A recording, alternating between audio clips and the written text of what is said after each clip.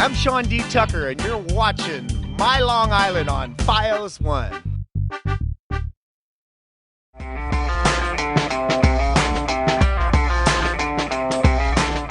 Our group is Long Island Search and Rescue, and we provide search and rescue support to law enforcement and fire departments across the tri-state area and the surrounding areas. The dogs themselves are actually our dogs. They're with us 24/7. They live with us. They come out and they train with us. You want to find a dog that has a very high play drive, something that you throw a ball somewhere, he's not going to give up or she's not going to give up until she finds that ball. You know, if you throw it in a high grass or in the woods, they're going to stay there. We're used for anything from the grandmother who has Alzheimer's or dementia and walks away from her home, walks out of her house and goes somewhere. The missing child that walks away from the campsite.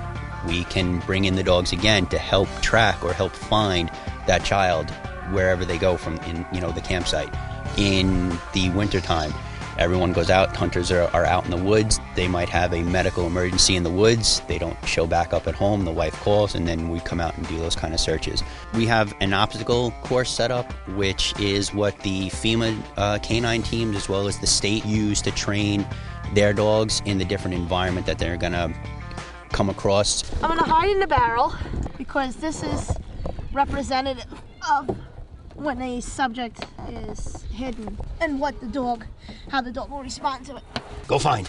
And as he catches the scent of the subject, he's going to stop to bark at where that subject is. And then out comes the toy for him to play because that's his reward. There's his paycheck again.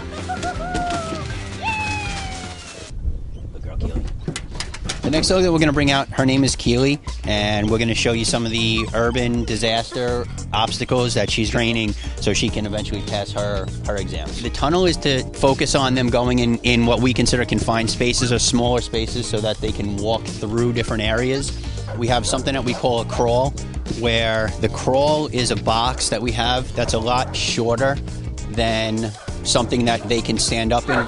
We teach the dogs to jump up onto elevated platforms that are unstable, so then the handler then can walk up to them and they can move on to the next obstacle. Where we're training the dog to do here is to jump up on specific areas and walk across a span. The dogs don't like it because they can see that it's not on the ground. We then progress to the next higher level, which is about a 4.5-foot high bridge.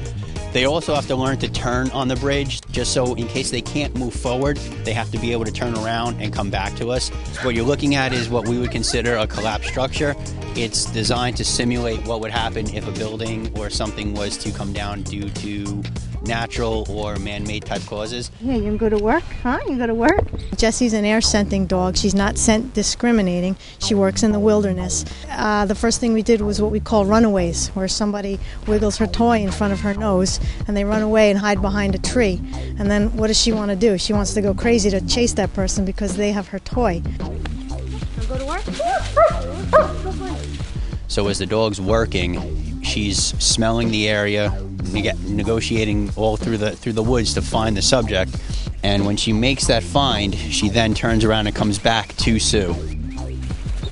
Good girl, show me. And with that bark, that tells Sue that Jessie made a find on the subject, so Sue tells Jessie to show her where the subject is, and hidden behind the tree is our subject that we place in the woods.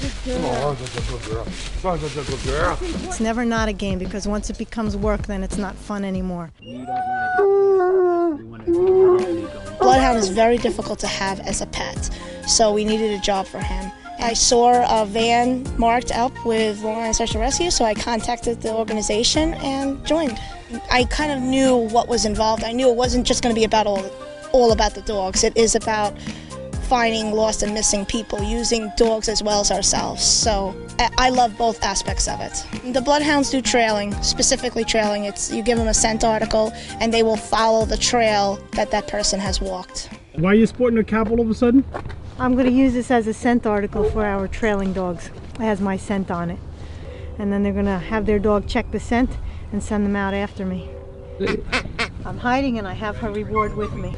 And you can see that she put her head down and she actually smelled that object. So right now she's already got the scent profile of who she needs to be looking for. And away she goes.